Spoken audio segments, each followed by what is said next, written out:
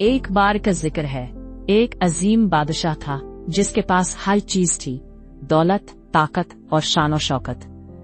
मगर उसकी जिंदगी का सबसे कीमती खजाना उसका वफादार गुलाम था, जो हर हाल में अल्हम्दुलिल्लाह कहता रहता था। खुशी हो या गम, उसका ये जुमला हमेशा उसकी जुबान पर होता। बादशाह अक्सर सोचता, ये शख्स हर वक्त शुक्र क्यों अदा करता है। एक दिन बादशाह ने शिकार पर जाने का फैसला किया। जंगल की हवा ताजा थी, दरख्तों की शाखें हवा में झूलती थीं और परिंदे चहचहा रहे थे। लेकिन जैसे ही वो शिकार की तलाश में निकले, उसका हाथ फिसल गया और उसकी उंगली तलवार से कट गई। खून बहने लगा और दर्द की शिद्दत से बादशाह ने कराह उठाई।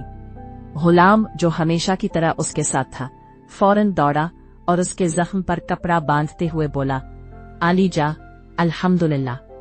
बादशाह गुस्से से भड़क उठा, मेरी उंगली कट गई और तुम शुक्र अदा कर रहे हो। गुलाम ने सुकून से जवाब दिया, हुजूर, अल्लाह जो करता है बेहतर ही करता है।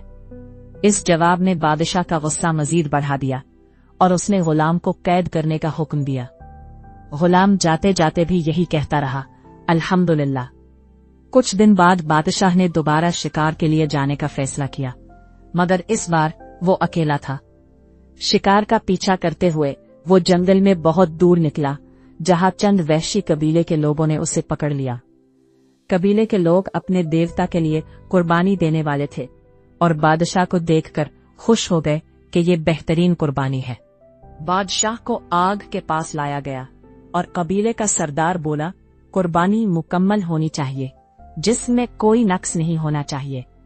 लेकिन जैसे ही उन्होंने बादशाह की उंगली का कटा हुआ हिस्सा देखा, उन्होंने कहा, ये कुर्बानी के काबिल नहीं, और यूं बादशाह को छोड़ दिया गया। खौफजदा और कांपता हुआ बादशाह महल वापस आया और उसके जहन में गुलाम की बातें गूंजने लगी, अल्हम्दुलिल्लाह, अल्लाह जो करता है बेहतर करता है। उसने फौरन गुलाम की याद की और कैद खाने पहुंचा।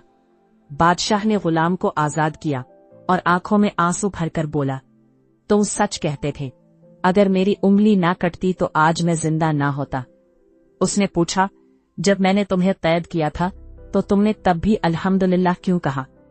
गुलाम मुस्कुराया और बोला, आली जा, अगर आप मुझे कैद ना करते तो मैं आपके साथ जंगल में होता और मेरी तो कोई उंगली भी नहीं कटी थी, तो कुर्बानी में मैं चढ़ जाता। इस लम्हे बादशाह ने एक अहम सबक सीखा। जिंदगी में हर तकलीफ, हर नुकसान, हर रुकावट शायद हमें किसी बड़ी मुसीबत से बचा रही होती है।